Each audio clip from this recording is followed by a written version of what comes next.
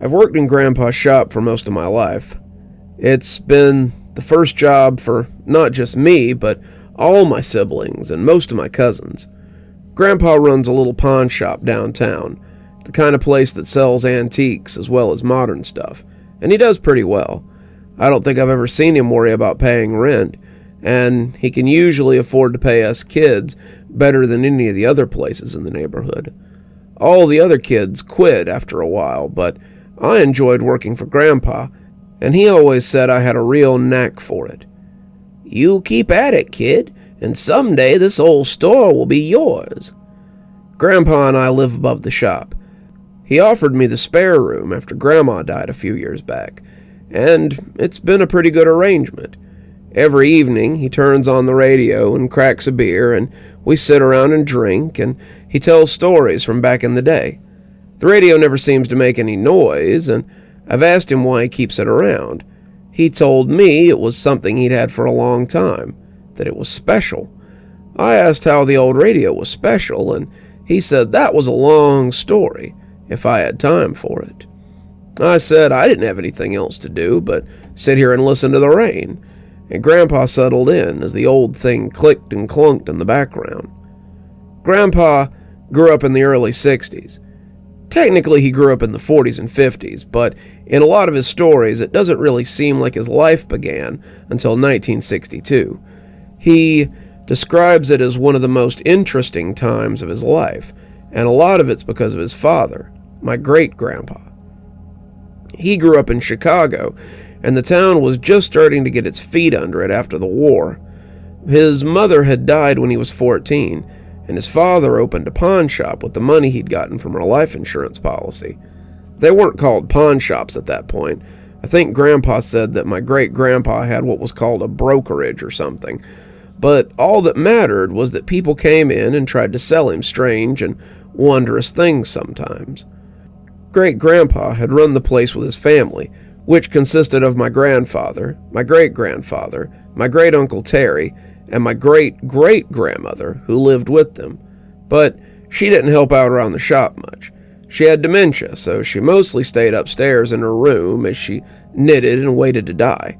They lived above the shop in a little 3-bedroom flat. It was a little tight, Grandpa said, but they did all right.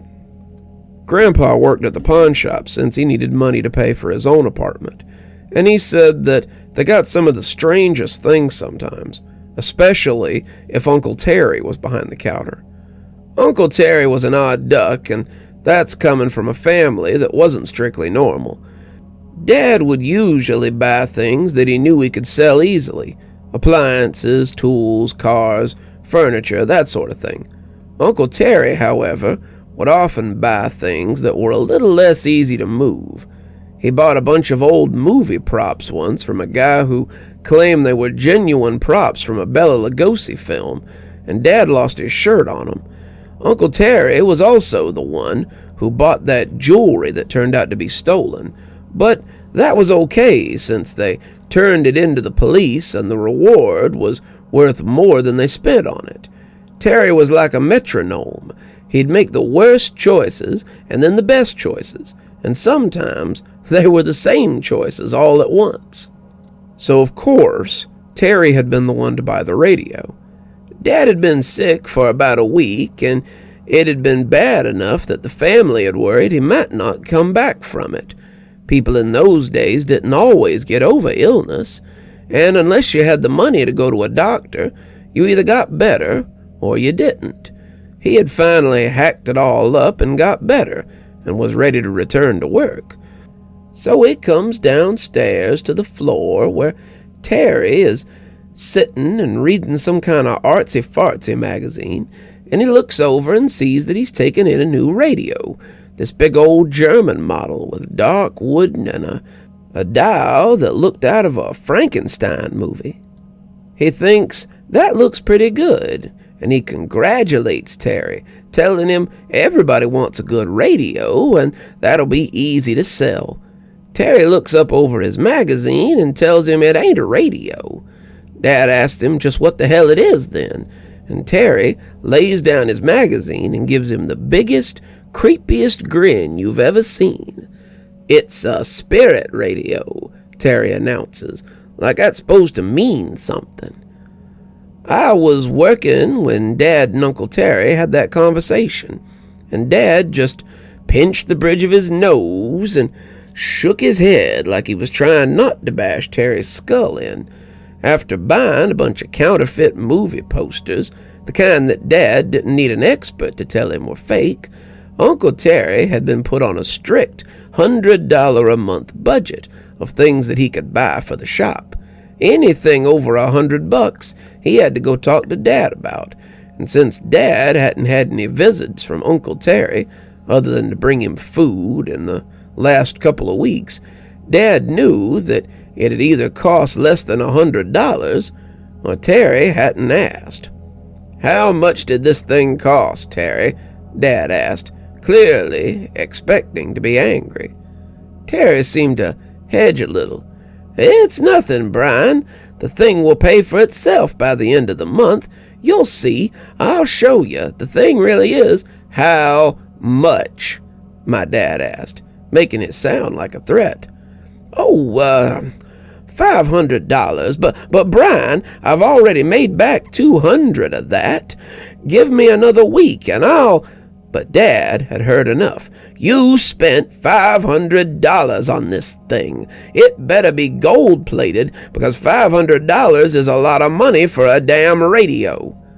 Terry tried to explain, but Dad wasn't having any of it.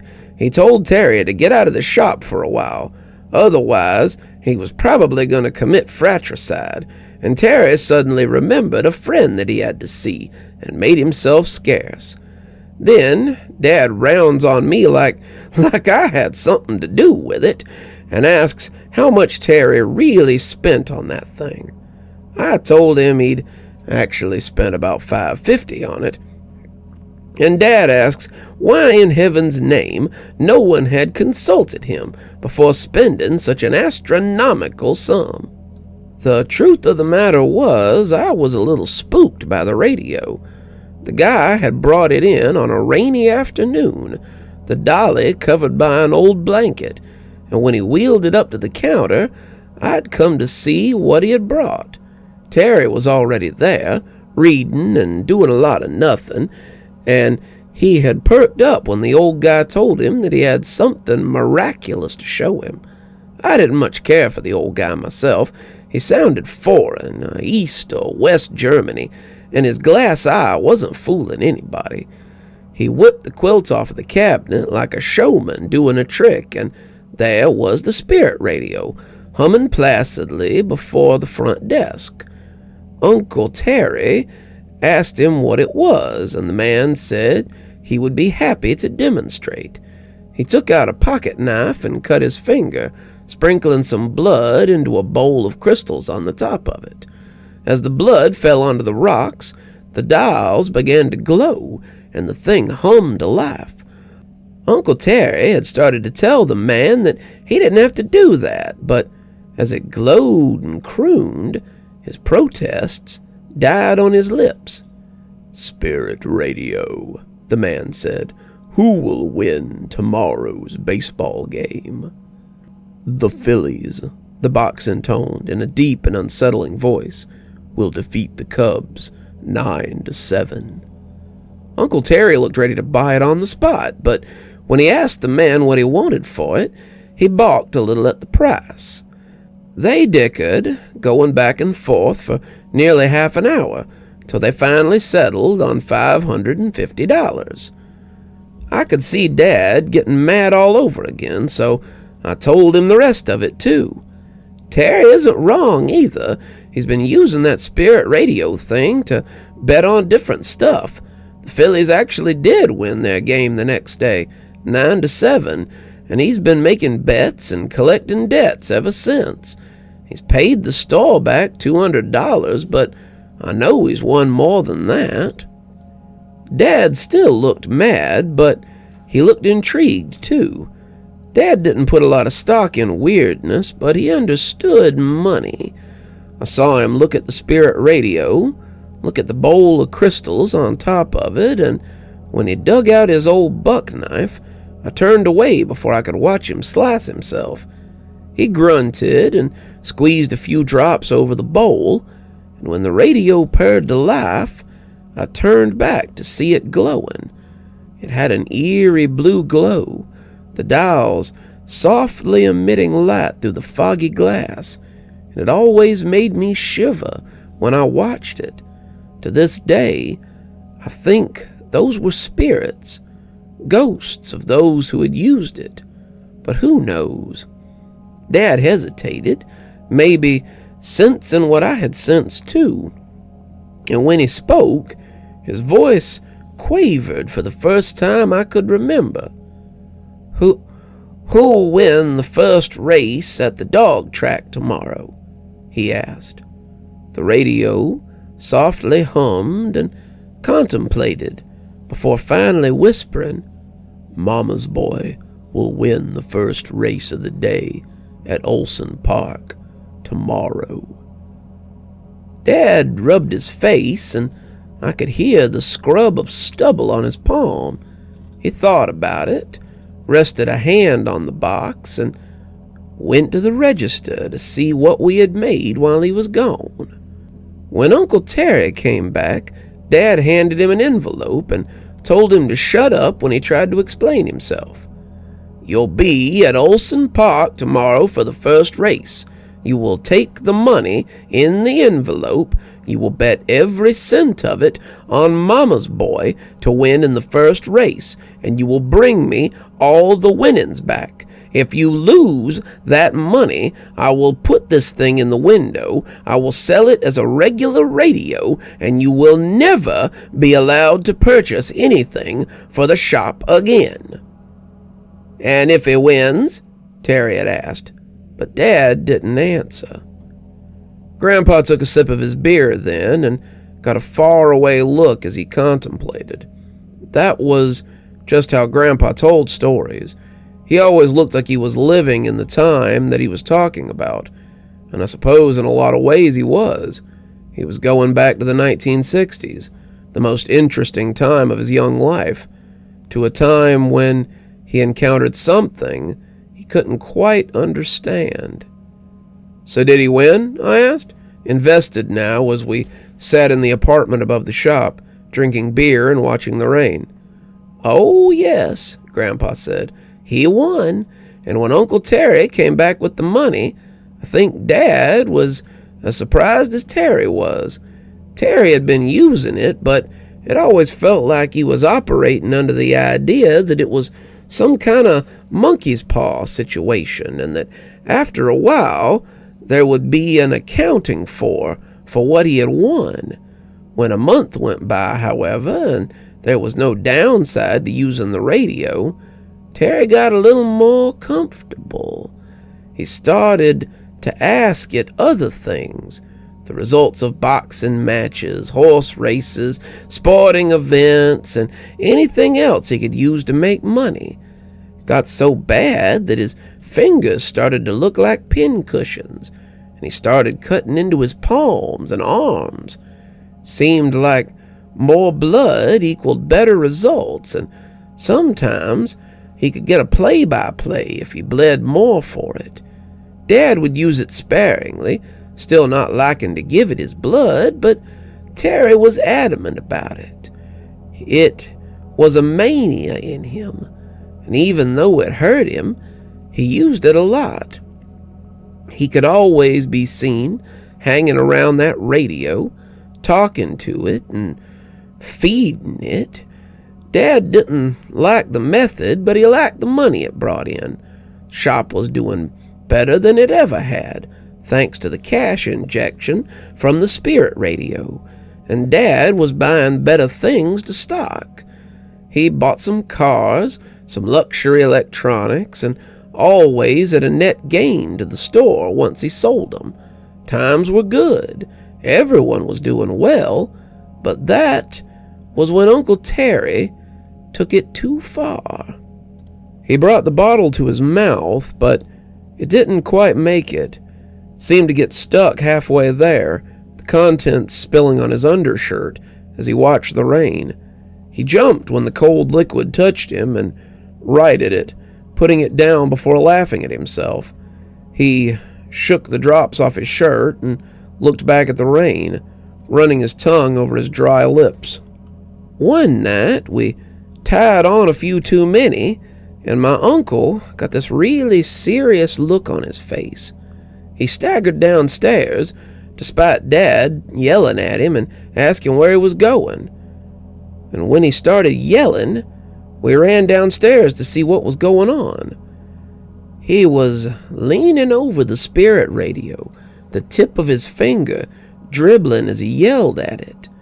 He held it out, letting the blood fall onto the crystal dish on top of the radio, and as it came to life, he put his ruddy face very close to the wooden cabinet and blistered out his question, clearly, not for the first time. "When will I die?" The radio was silent, the light blinking, but it never returned an answer. He cut another finger, asking the same question, but it still never returned an answer.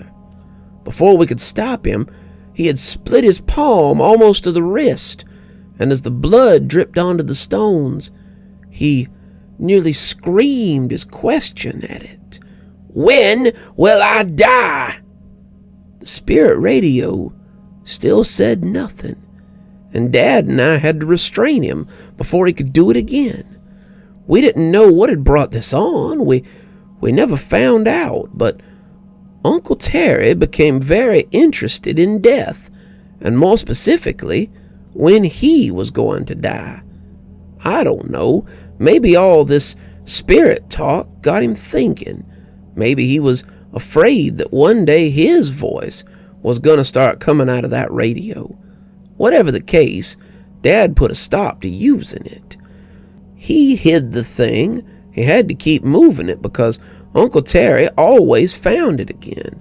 He would hide it for a day or two, but eventually he would find him, bleeding from his palm and pressing his face against it. Sometimes I could hear him whispering to it like it was talking back to him. I didn't like those times. It was creepy, but Uncle Terry was attached at the hip to that damn radio. It went on for about a month, till Uncle Terry did something unforgivable and got his answer. He watched the rain for a moment longer, his teeth chattering a little, as if he were trying to get the sound out of his head. Grandpa didn't much care for the rain. I had known him to close the shop if it got really bad, and it always seemed to make him extremely uncomfortable. That's why we were sitting here in the first place, and I believe that Grandpa would have liked to have been drinking something a little stronger. Dad and I got a call about something big, something he really wanted. It was an old armoire, an antique from the Civil War era, and the guy selling it, at least according to Dad, was asking way less than it was worth. He wanted me to come along and move it with him, and said he didn't feel like Terry would be of any use at this. He's been flaky lately, obsessed with that damn radio, won't even leave the house. To say that Uncle Terry had been flaky was an understatement. Uncle Terry had been downright weird. He never left the shop, just kept looking for the radio, and I started to notice a weird smell sometimes around the house. I suspected that he wasn't bathing, and I never saw him eat or sleep. He just hunted for the radio and fed it his blood when he found it. Dad had already asked him, and Terry said he was busy, so Dad had told him to keep an eye on Mother. Mother, my great-grandmother, had been suffering from dementia for years, and Dad and Uncle Terry had decided to keep an eye on her instead of just putting her in a home. Terry had agreed, and as we left the house, the rain had started to come down. That's what I'll always remember about that day, the way the rain came down in buckets, like the sky was crying for what was about to happen. We got the armoire onto the trailer. The guy had a thick old quilt that we put over the top to keep it from getting wet. And when we got back to the shop, we brought it in and left it in the back room. Dad was smiling. He knew he had something special here and was excited to see what he could get for it. We both squished our way upstairs to get fresh clothes, joking about the trip until we got to the landing. Dad put out a hand, his nostrils flaring as he sniffed. I could smell it too, though I couldn't identify it at the time. Dad must have recognized it because he burst into the apartment like a cop looking for dope. Uncle Terry was sitting in the living room, his hands red and his knees getting redder by the minute. He was rocking back and forth, the spirit radio glowing beside him as he repeated the same thing over and over again. He had found it wherever Dad had hid it at and had clearly been up to his old tricks again. Dad stood over him as he rocked, his fists tightening like he wanted to hit him, and when he growled at him, I took a step away, sensing the rage that was building there. "What have you done?" he asked. "Today, it's today, today, it's today." Terry kept right on repeating, rocking back and forth as he sobbed to himself. Dad turned to the bowl on top of the spirit radio, and he must not have liked what he saw. I saw it later after everything that came next, and it was full of blood. The crystals were swimming in it, practically floating in the thick red blood, and Dad seemed to be doing the math. There was more blood than a finger prick or a palm cut, and Dad was clearly getting worried, given that Uncle Terry was still conscious. "Where's Mother?" he asked, his voice low and dangerous. "Today, today, today, it's today." "Where is our mother, Terry?" Dad yelled, leaning down to grab him by the collar and pull him up. Uncle Terry had blood on his hands up to the elbows, but instead of dripping onto the floor, it stayed caked on him, thick, in dry patches. The shaking seemed to have brought him out of his haze. It said if I wanted the answer, I had to sacrifice, Terry said, his voice cracking. It said I had to give up something important if I wanted to know something important, something I loved. The others weren't enough. I didn't know them, but Mother was. But he stopped stammering when Dad wrapped his hands around his throat. He choked him, shaking him violently as he screamed wordlessly into his dying face. And when he dropped him, Uncle Terry didn't move. Dad and I just stood there for a second, seeming to remember that I was there at all, and when he caught sight of the softly glowing radio, the subject of my uncle's obsession, he pivoted and lifted his foot to kick the thing. I could tell he meant to destroy it, to kick it until it was splinters on the floor, but something stopped him.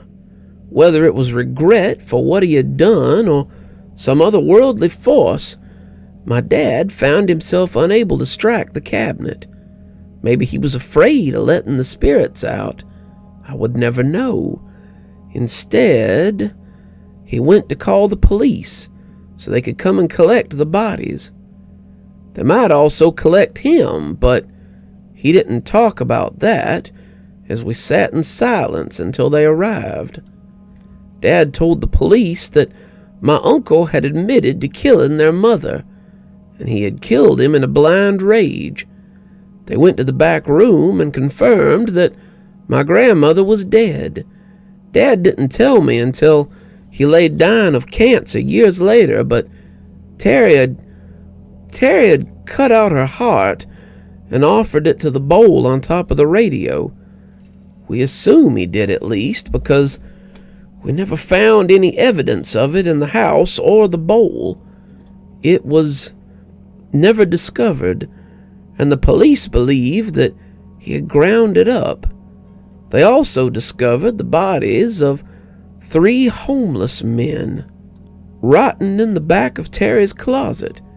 He had bled them, something that had stained the wood in that room so badly that we had to replace the floor. How he had done all this without anyone noticing, we had no idea. He had to have been luring them in while we were out or doing other things, and if it hadn't been for my grandmother's death being directly linked to him, I truly believe that Dad would have been as much of a suspect as Uncle Terry. They took the bodies away. They took the bowl away, though they returned it later, and I ended up moving in with Dad. He got kind of depressed after the whole thing, and it helped to have someone here with him. I've lived here ever since, eventually taking over the business, and you pretty much know the rest. We sat in silence for a few minutes, just listening to the rain come down and the static from the old radio as it crackled amicably. "Have you ever used the radio?" I asked, a little afraid of the answer. Grandpa shook his head. "I saw what it did to Uncle Terry, to a lesser degree, what it did to Dad. I've run this shop since his death, and I did it without the radio." "Then why keep it?" I asked, looking at the old thing a little differently now. "Because, like Dad, I can't bring myself to destroy it, and I won't sell it to someone else so it can ruin their life too. When the shop is yours, it'll be your burden, and the choice of what to do will be up to you." I couldn't help but watch the radio, seeing it differently than I had earlier. As we sat drinking, I thought I could hear something under the sound of the rain. It sounded like a low, melancholy moan that came sliding from the speakers like a whispered scream. Was my great-uncle's voice in there somewhere? I supposed one day I might find out. You're still here. Thanks for stopping by. Dr. Plague here. Always a pleasure to see all my new and old viewers coming by for another one of my spooky tales. If you'd like to support the show, you can always take part in one of our channel offers through Fume or Aura, or you can just click on another video when they come up. I'd really appreciate it. For our newer viewers, we also have lots of playlists and other things if you'd like to get caught up. I know some of my series have been going on for quite a while.